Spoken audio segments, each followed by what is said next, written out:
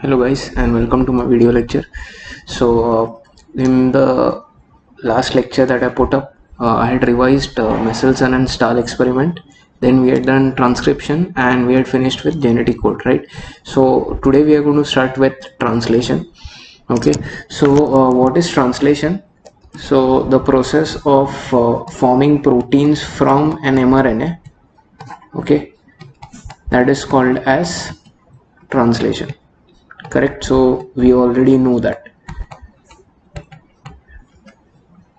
Okay, so see, now in transcription, the mRNA which was formed, which was a heterogeneous RNA, okay, or which was a primary transcript, so it underwent three processes so that it became purified.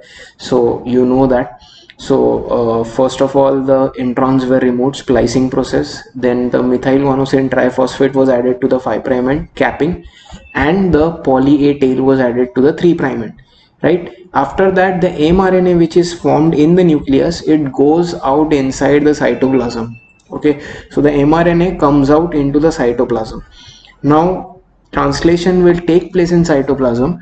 Okay, so we are going to study translation, but before we start with that, very important note on ribosomes. So it is very important to know that ribosomes are basically made up, each ribosome is made up of two subunits. Okay, so there is a larger subunit and there is something called as a smaller subunit. Okay, so you must be knowing about the prokaryotic ribosomes. So the prokaryotic ribosomes are basically together, both these units together are 70s, but when they separate, the larger subunit is 50s and the smaller subunit is 30s. Okay, S stands for sweet bug unit, and I have already told you that this is not addition, it is based on the sedimentation principle using a centrifuge. So please don't ask me again that why is 70s formed when you have 50 and 30, it should be 80s. No, it is not like that. Okay, and also the eukaryotic chromosome, if you know, both the subunits together are 80s, and if you individually break them down into the larger and smaller subunits, then they are 60s and 40s. Correct. So it is very important to know this, that during translation both the subunits are separated, okay, and then they join to the mRNA, and this separation of the subunits is basically, normally the subunits are separated, but during translation they come together, and that is done by magnesium ions. Okay, so please remember that both the subunits come together because of these magnesium ions. Okay, now let us start with translation. Translation can be divided into three parts. Okay, and those three parts are initiation, elongation, and the last part, which is the termination, in which the polypeptide has been formed. Correct. So let us start with this first part, which is called as the initiation. Okay, so let us start with that. Now first of all, for translation, everybody should know the structure of a tRNA. I am not going to revise it over here. Okay, so the tRNA structure should be very you should know that structure. Okay, you should know what is the DHU arm, which is the T-Cy arm, what is the anticodon. Okay, then to which end will the amino acid attach? It will attach to the 3' end where CCA nucleotides are present. So I hope that is clear. I'm not going to revise that. I'm just directly going to start with the initiation part. So the first thing that happens in initiation is, so let me write down initiation over here. First thing which happens is a step which is called as activation of amino acids. Okay, and what is activation of amino acids? So when the amino acid attaches to the tRNA, that is called as activation of amino acid. So if this is your tRNA,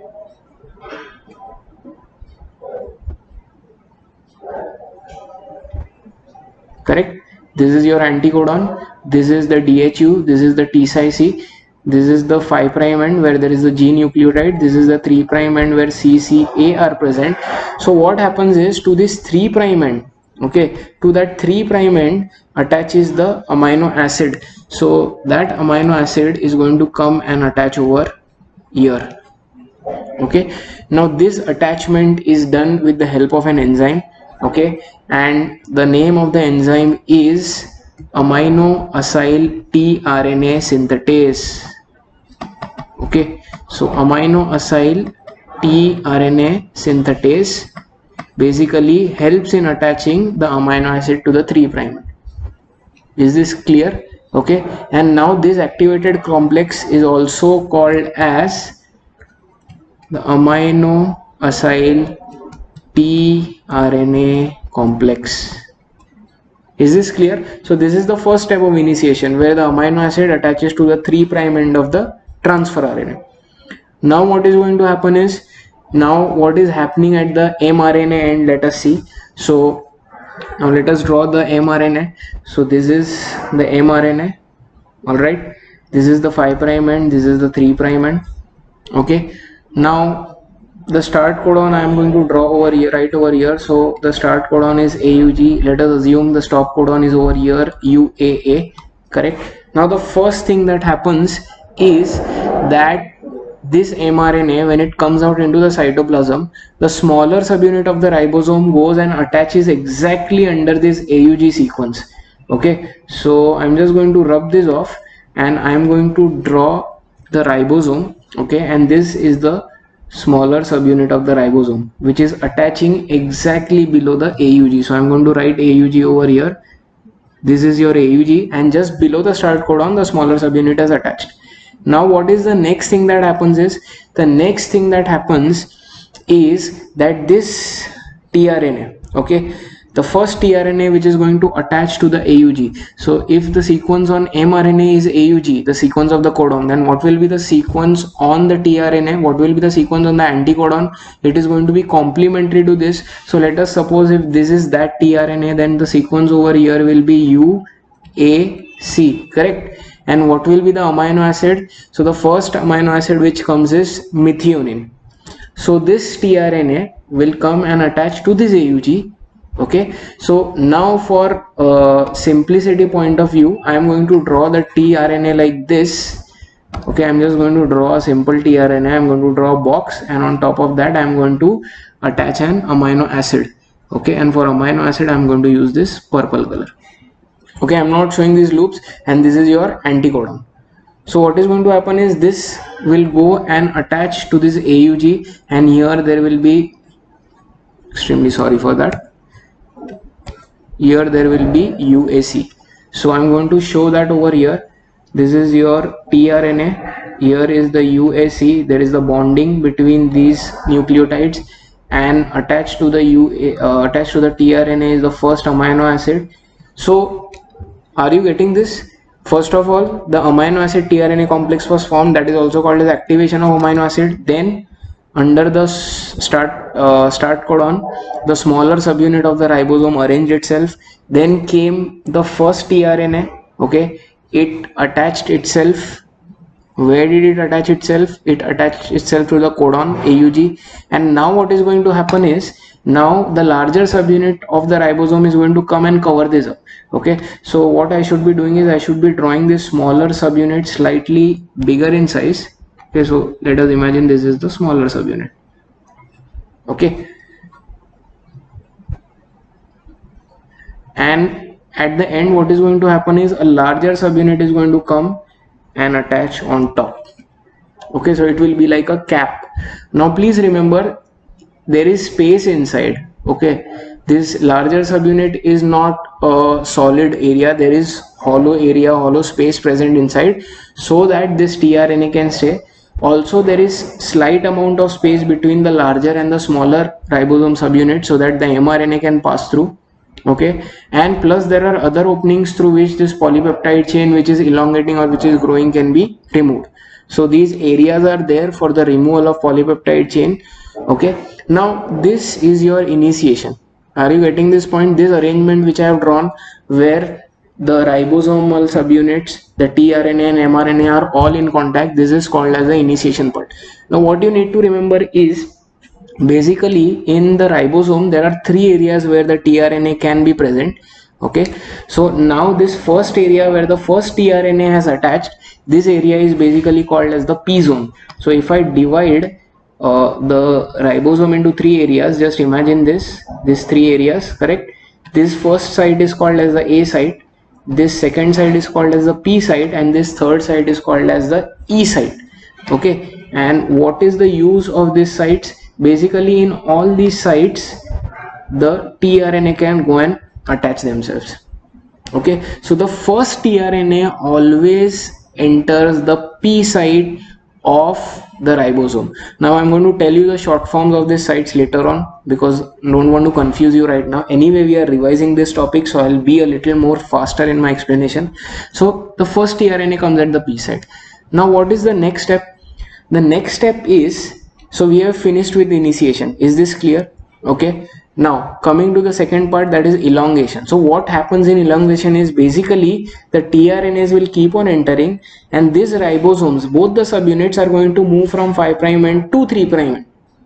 Please remember, I am repeating this again, the ribosomes are going to move towards the right, that is from 5 to 3. The mRNA is not moving, the tRNA is not moving, because tRNA is already attached to the mRNA. The only thing that is moving from 5' to 3' are the ribosomes. Okay, it is not that the ribosome is remaining still and the mRNA is passing through it. No, the mRNA and tRNA are still, the ribosomes are passing. Is this clear? Now the next step, if we want to show in translation, is going to be, so I'm going to just rub this off.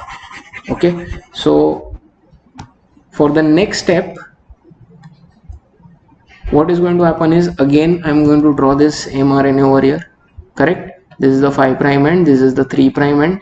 Okay, again I'm going to draw the start codon AUG. Okay, then I'm going to draw the GGG. Is this clear? Okay, so now what is going to happen is, again we have to draw the smaller and the larger subunits of the ribosome. So first of all, let me attach your original tRNA over here. This is the tRNA, correct? And it has got the sequence UAC, you know that. And on top of that will be attached the amino acid, correct? Then you have to draw the larger subunit, correct? And the smaller subunit. Is this clear? So let me just rearrange this slightly. This is here.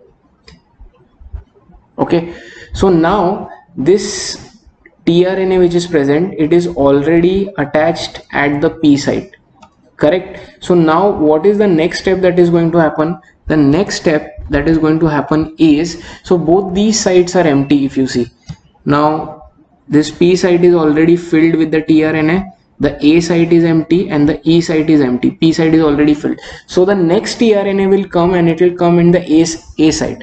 So obviously the next tRNA which comes, it will have a sequence which is complementary to the codon GGG. So obviously it will be CCC. So let us put in another tRNA over here. Okay, let me rub this off. So another tRNA is going to come and that tRNA is going to attach over here. Okay, again that tRNA is going to have its own amino acid. You know, every tRNA can carry one amino acid, so that tRNA is over here. Is this point clear? We have started with elongation. Now what is the next step? See, the next step is, as soon as both the A and the P sites are filled, okay, this is your A site, so both of them are filled. So next thing which happens is, there is a bond which is formed between these two amino acids. Okay, there is a bond which is formed between these two amino acids, and after that bond is formed, the bond between this tRNA at the P site and the amino acid at P site, that bond breaks. So what is going to happen is, this amino acid is going to be attached to this tRNA. Are you getting my point?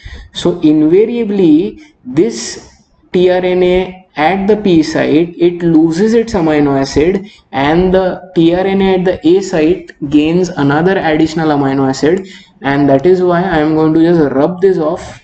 Okay, and I am going to show that there is another amino acid attached over here. Okay, so I'm just going to label this is amino acid number 1, this is amino acid number 2. The second one was over here. Okay, now what has happened, if you see, this P site tRNA is empty. Its job has been done. It has already brought the amino acid, it has transferred. So as soon as this happens, this exchange of amino acid occurs. Now for your all those people who want this information how this is happening, there is an enzyme which is called as ribozyme. Okay, or the other name for this enzyme is peptide transferase. Okay, so both the enzymes are same. You can call them as ribozymes or peptidal transferase because the peptide bond is broken and the amino acid is being transferred, or you can say a new peptide bond has been created between these two amino acids. I hope this point is clear. These enzymes basically shift the amino acid from the tRNA at P site and to the tRNA at A site. Now what is going to happen, now there is something going to happen which is called as translocation. So I'm going to write the word over here. Translocation means that the ribosomes are going to move ahead by one codon. Okay, so they will just shift towards the right, towards the 3' end, but only one codon. Okay, so what is going to happen is this AUG which is under the P site, that is going to be now under the E site.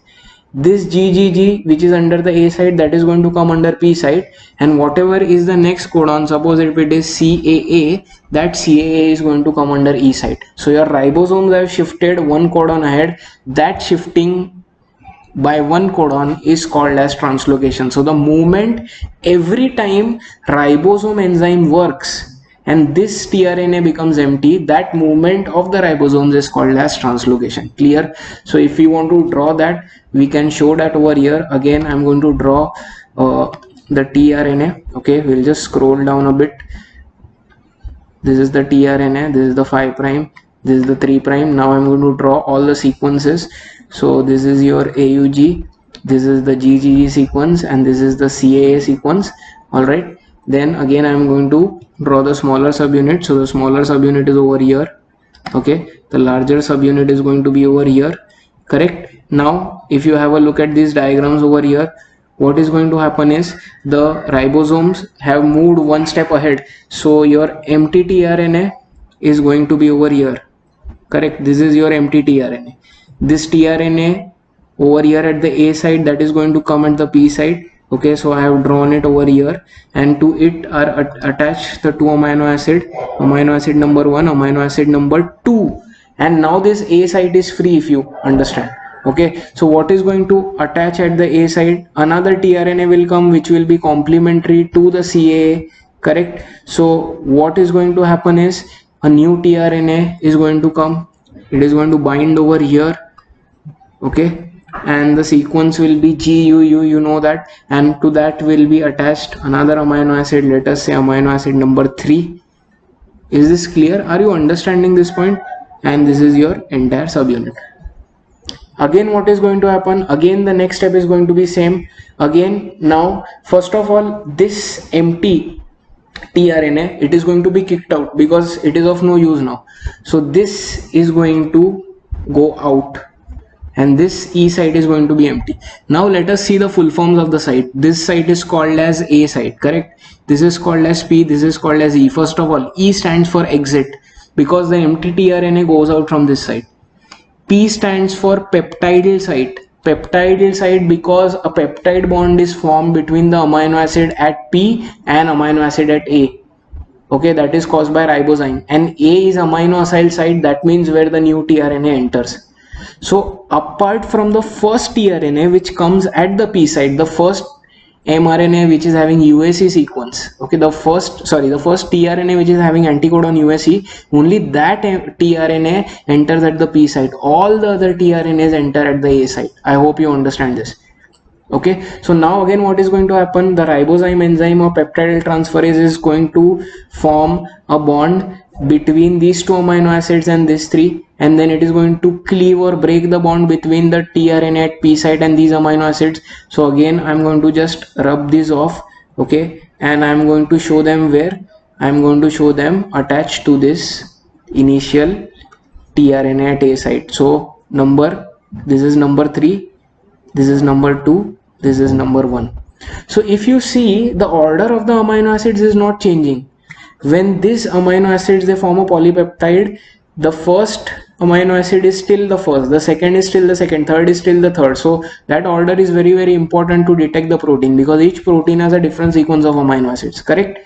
Okay, so I hope this is clear. Again, what is going to happen, since this is going to go out, I am going to rub this. Okay, so this area is empty. Again, what is going to happen, translocation will happen. So what will happen in translocation, this empty tRNA at P site will shift at T, because the ribosome will move one codon ahead. Suppose if I write down the sequence over here as UUU, then what is going to happen, this UUU will come over here, this CAA will come under P, and this GGG will come under E. So in elongation, basically every time the amino acid transfer takes place, it is followed by translocation, that is the movement of the ribosome from 5' to 3', and this will continue up to what point? This will continue up till a stop codon comes under E. Is this clear? Okay, so this is your second part of translation, which is called as elongation, and it will continue till a stop codon comes under E site. Okay, a stop codon may be, so what are the stop codons? Stop codon may be UGA, UAG, or UAA, whereas start codon is always AUG. Is this clear? Okay, so we have completed elongation. Now the last and simplest part of translation, which is called as termination.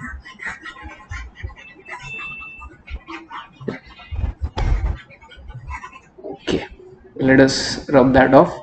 Let us rub this off too. Okay, so now let us start with termination, the last part. Now termination part is very, very easy. So again, in termination, this is your mRNA, correct? Now I forgot the sequence I had drawn, so I'm just going to write down random sequences. Suppose this is GGG, suppose this is CAA, and there is a stop codon over here, UAA, correct? And obviously your the empty tRNA has gone out from here, and there is a tRNA which is present over here. Okay, and that tRNA is having a large chain of amino acids. So this is when the termination part is going to come, correct? And this large chain of amino acids is already formed. This is number 1, 2, 3, 4, 5, 6, 7, 8, 9, and say 10. Okay, ideally in a polypeptide there are many amino acids, but here I can't draw all of them, so I'm just drawing 10. So here this tRNA is having this, and now this UAA sequence has come under the A side, if you see. Okay, so let me draw the larger subunit. So the larger subunit is like this, and as you can see, there is space in the larger subunit for the amino acid chain to grow. So please remember that it is there. Okay, and below this is the smaller subunit. Is this correct? Now again, drawing the sites. This is your A site, this is your P site, and the exit site from which the empty tRNA exits. Now as soon as this UAA comes under the A site, UAA is a stop codon. So how will the ribosome know that it has to stop now? So basically, just like there is a rho factor in transcription to terminate transcription, there are 3 factors to stop translation, and those factors are called as release factors, and they are release factor 1, release factor 2, and release factor 3. So these are basically the proteins which tell the mRNA, which tell the ribosomes that translation is over. Now you have to release the amino acid chain, or you have to release the polypeptide chain, correct? So what happens is, as soon as this UAA comes under the A site of the ribosome, these release factors, so suppose if these are the release factors, those release factors will go and stick over here. Okay, obviously for this UAA there is no tRNA, because UAA is a stop codon and none of the stop codons code for any amino acid, so there is no tRNA, so no tRNA is going to come. And since this is a stop codon, these release factors will come over here. As soon as they attach over here, what happens is these ribosomes basically separate. Okay, so both the subunits get separated. Extremely sorry for that. So now I'm going to rub this off, and I'm going to rub this off. Similarly, I'm going to rub this off. So both the ribosomes have separated themselves from the mRNA. Next thing that happens is the mRNA gets separated from the tRNA, okay, and the last thing that happens is the tRNA gets separated from the amino acid chain, and this is your amino acid chain, or this is your polypeptide chain. Everything else has gone back to their original place in the cytoplasm, okay, and this polypeptide chain, now it can fold up or it can combine with other polypeptide to form proteins, and that is going to assemble in the Golgi complex, and then a ready-made protein will be formed. Is this clear? So this is called termination, and termination is because of these three release factors, and that with that we end translation. I hope this is clear. Okay, so translation part is over, and please remember, sometimes in a single RNA many ribosomes are undergoing translation at the same time. For example, let me rub this off first. For example, let us assume that on an mRNA there are 3 start codons. Okay, this is one large mRNA. Okay, 5 prime, 3 prime. Suppose there is AUG over here, then there is UAA over here, stop codon. Again AUG over here. Suppose UAG over here. Again AUG and UAA. So there are 3 stop codons, start codons. So what will happen? First this will get translated, then this, no. So simultaneously there will be 3 ribosomes which are doing translation, one over here, other over here, and third over here, and all 3 will simultaneously translate, and all 3 will simultaneously form an amino acid chain, so that there is no wastage of time. And these ribosomes which are all doing translation on the same mRNA, they are called as polyribosomes, or they are also called as polysomes. Okay, so please remember this, that there is not only one start codon on the same mRNA, because mRNA is very long. If there is only one start codon, then it will take a lot of time to form proteins, and many start codons are present simultaneously. The ribosomes undergo translation, and all of them present on the same mRNA are called as polysomes or polyribosome. Poly is many. Is this clear? So that ends translation part. Now the next part is going to be lac operon. So let's start with that. So first of all, you should know the structure of the lac operon, or any operon for that matter. What is the definition of operon? A cluster of genes, okay, a group of genes having similar functions are together called as operons. Let us start with the structure. So first of all, in the structure of a lac operon, there is a regulatory gene, okay, which is called as I gene. Okay, it is also the regulatory gene. Now next to the regulatory gene is present the promoter region, which is also called as the P. Next to the promoter region is present the operator region, which is called as the O.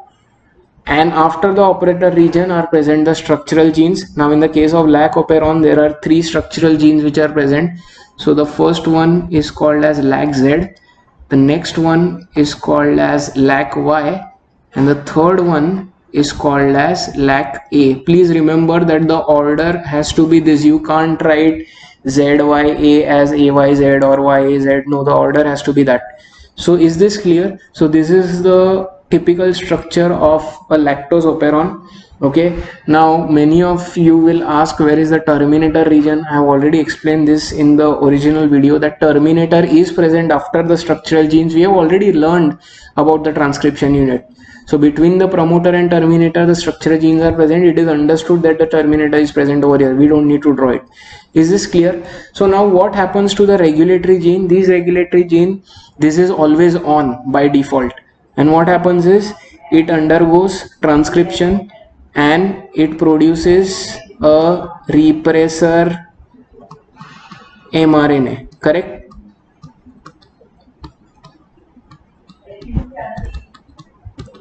And what is going to happen is this repressor mRNA will undergo what? It will undergo translation, and it will produce what? It will produce this protein which is called as repressor protein, correct?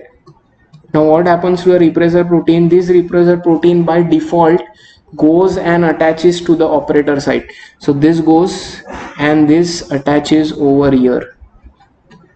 This is by default. Okay, so the regulatory gene is always producing this repressor protein which is going and attaching to the operator.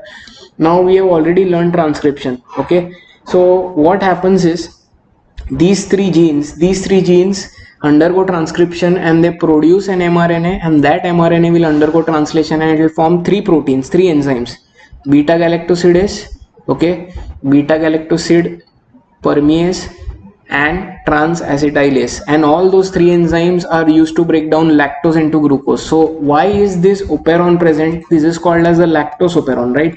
So the function of lactose operon is, see, basically this is present in the E. coli, and E. coli requires glucose as its nutrition material.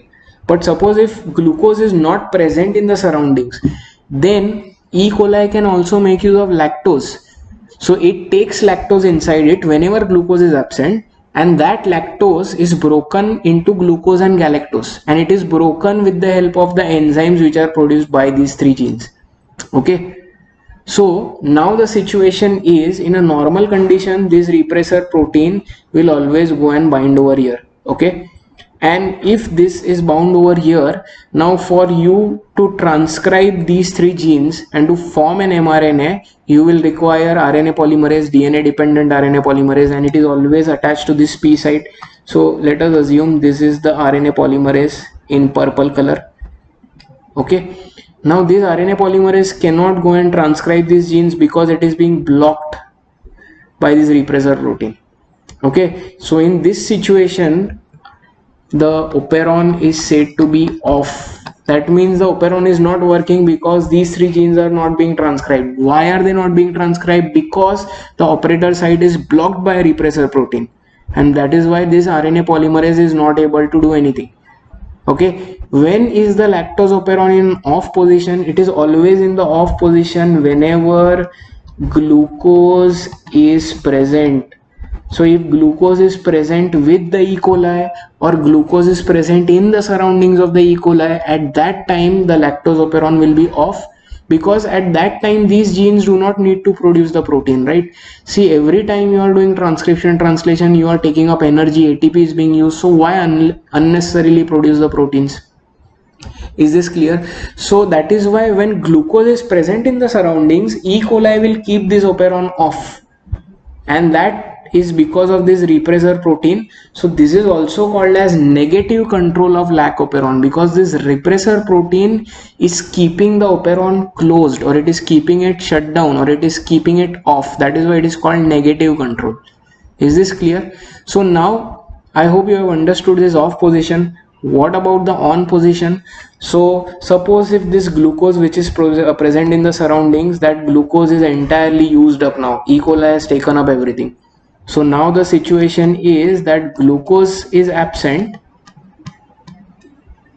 but lactose is present.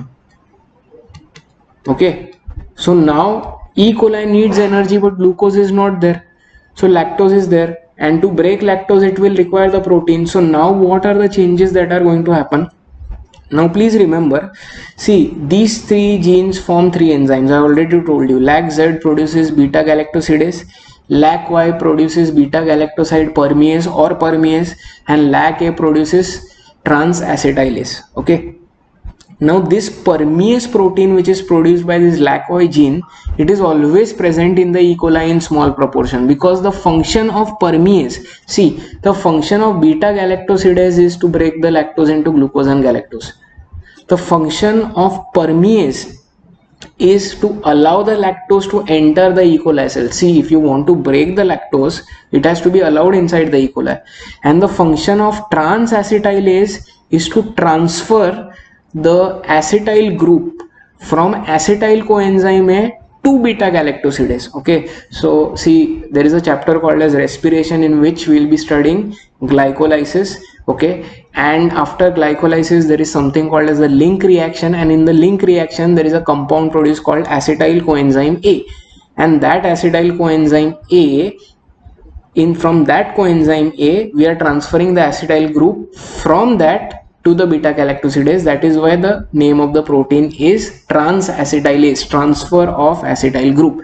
Okay, so now what is going to happen? Now this operon is in on condition. Okay, we have seen the off condition, but this repressor is still there. So how do you remove it? Because you need to produce the proteins from these three structural genes, correct? So now I already told you permease is always present in small quantities. That permease will take this lactose which is present inside the cell.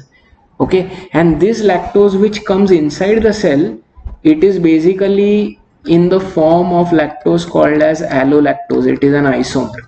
Okay, just imagine this as allolactose. And what is going to happen is this allolactose is going to bind with the repressor. Okay, so now I'm just going to rub this off.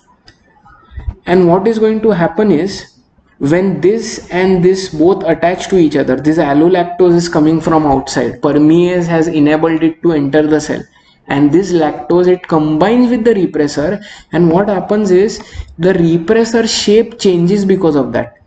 So it is like that enzyme substrate inhibitor kind of a mechanism where the inhibitor attaches and changes the shape of the enzyme. So the shape of the repressor protein has changed because the lactose has attached to it, and now this repressor protein has become inactive. What do you mean by inactive? That means that this repressor will now not be able to attach the operator because its shape has changed. So because the shape has changed, it cannot attach over here. If it cannot attach over here, that means the operator region is free now. If operator region is free, that means this RNA polymerase can transcribe these three structural genes. These three structural genes will be transcribed. What will be formed? mRNA will be formed. Okay, and then later on, when this mRNA is translated, what is going to happen? There are going to be three proteins which are formed. First is beta galactosidase, second is permease or beta galactoside permease, third is trans-acetylase. Function of beta galactosidase: now the lactose is already coming in, so it will break the lactose into glucose, and glucose E. coli will get nutrition.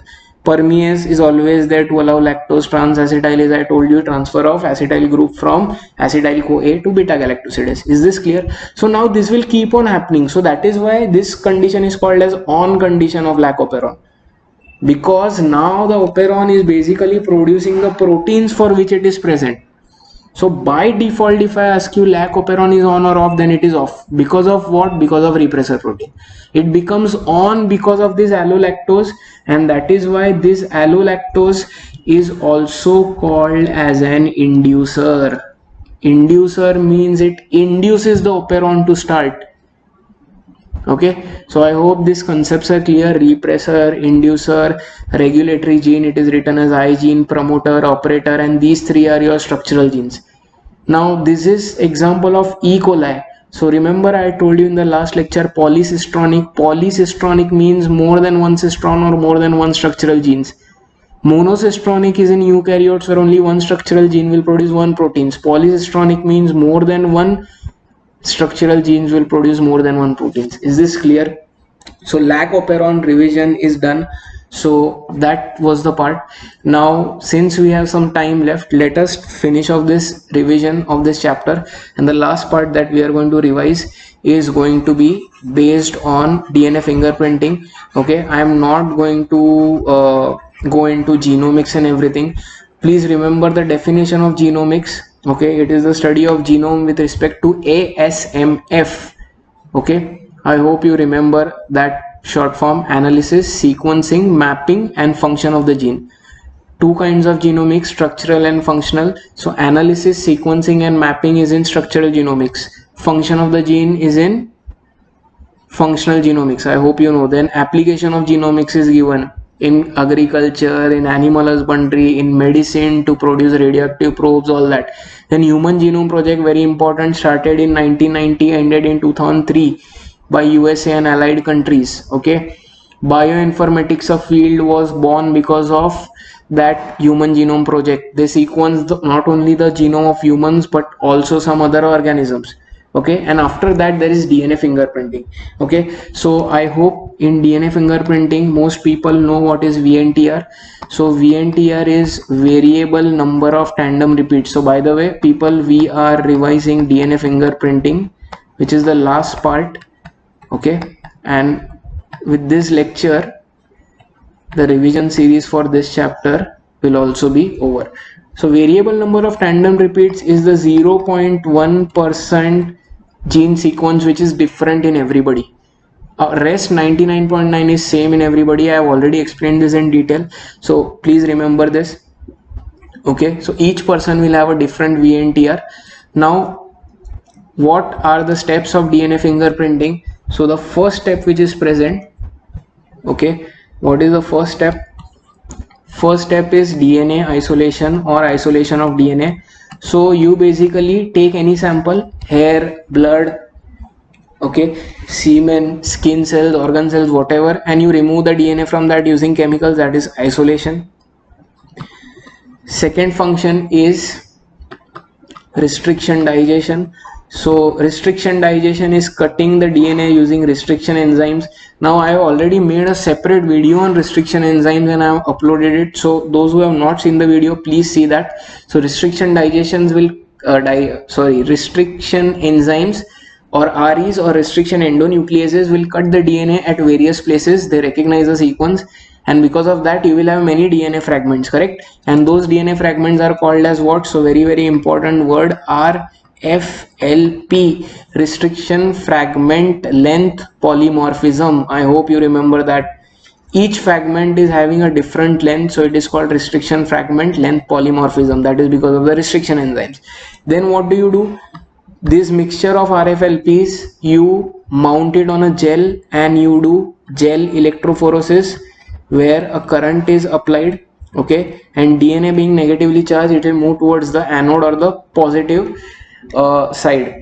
And what will happen is, depending upon the size and the charge capability, conducting capability of the fragment, the smaller and the lighter ones will spread out faster, heavier ones will remain behind, and you will get a separation of all the fragments. Is this clear? Okay, now you cannot see all this, but you want to see this. So what will be the next step? Next step is you transfer the fragments from the gel onto the nitrocellulose membrane, and that method is called as Southern blotting. So what do is, once you are finished with gel electrophoresis, you remove the gel. First of all, after that you add a dilute alkali to it, because you want to make the double stranded fragments into single stranded ones, correct? Once the single stranded fragments are ready, you keep a nitrocellulose membrane on the gel and you set up the entire experiment using Southern blotting. Okay, so using that capillary mechanism, the liquid will rise from the gel, it will take the DNA fragments, and the DNA fragments will enter the nitrocellulose membrane. So please remember that word, very important, nitrocellulose membrane. So now all your fragments are present in the nitrocellulose membrane, but you want to see the fragments. So what will you do? Next step is selection of probes. Okay, so radioactive probes are prepared. Already I have made another lecture. Whether you know the VNTR sequence or you do not know, you can use probes. Probes are basically complementary to the single stranded fragments. So selection of probes is the next step.